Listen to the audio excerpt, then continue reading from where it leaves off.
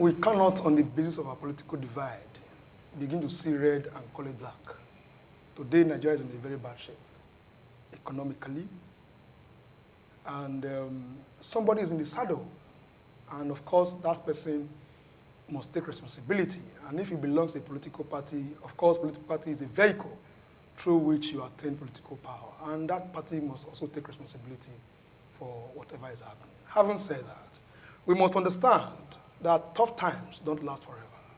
The man who is in the saddle right now, President Tinubu, have said that it is time to take tough decisions. And the problem we are currently dealing with, truth be told, is not peculiar to the APC as a party. It is a problem that has accumulated over time. And somebody has come out to take the bull by the horn, to take tough decisions that will make Nigeria groan under very tough hardship. But I believe very strongly, like he has said, that it is a tough time for us right now, but there's light at the end of the tunnel. And that having said that, it is important for us to know that beyond the hardship that we are dealing with as a people, there are visible benefits as well, which comes down to the state, which must also be used for the benefit of the generality of the state, and particularly Edo people. I'll give you an instance. The issue we are having today borders on fuel subsidy removal. That is the crux of the matter. And that is why today we are buying fuel at 110, 1,100, 1,200, or even more in other parts of the country. But how has that benefited Edo people? Edo people has gotten more money because of this fuel subsidy removal. Before the fuel subsidy removal, what we were getting as a state was in the number of 1 billion, 1.3 billion every month. Today, Edo State is getting about 11, 13 billion monthly. It's in the internet. It's not for anybody. It's not for us to come here and begin to say things that are. It's everywhere. And whatever we say here can be scrutinized. Edo State now get more money. So again, we need to now have a government that will be able to make effective use of those additional resources that we are getting as a people for the benefit of the Edo man. If we get fuel for 120, for example, and we drive our cars on a good road, it is Edo paper, it's the Edo man that will benefit it.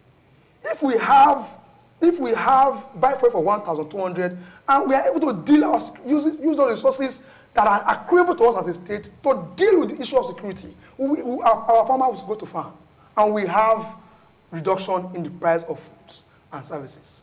And that is why Edo people at this time must look beyond political party. We must begin to look at the antecedents of those that have presented themselves for elections. We must look at what they have done.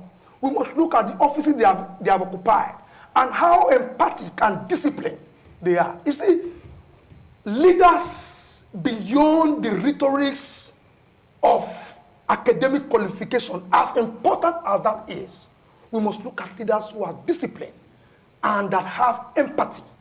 A leader must be sympathetic, must have his people at heart.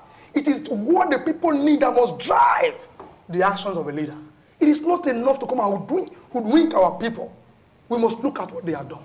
Now, like you said, we have two major political parties. We cannot have this conversation without talking about parties. We have APC, we have PDP, we have Labour Party, three major political parties. And of these three major political parties, it is only one of them that has not really been seen to have done ship from one party to another, even though by romance and by relationship he has been, be working with two of these political parties. But for the APC and PDP, the two actors have been on the same political party. For instance, Aso Ighodalo, who said he is the economic advisor to the governor, has been a member of the APC because the governor that he was advising was a member of the APC. And the Modopeolo has been a member of the PDP. Now he's a member of the APC. So beyond the fact that political parties are vehicles through which you get into political power, you must look at where they are coming from. Not just the political party they belong to, what they have done. You must look at a man who has been in the Senate, for example, for about a year and some months now. What he has done with that office in the past 1 year and a half. And you look at a man who has been in the private sector, who has been in the bank, chairman of a bank, he has been a chairman of Nigerian Guinness or Nigerian Bureau, and he has been special economic advisor to the governor for 8 years. You must look at what they have done with these offices, how it has impacted to their people. Those are the issues we must be looking at. Okay.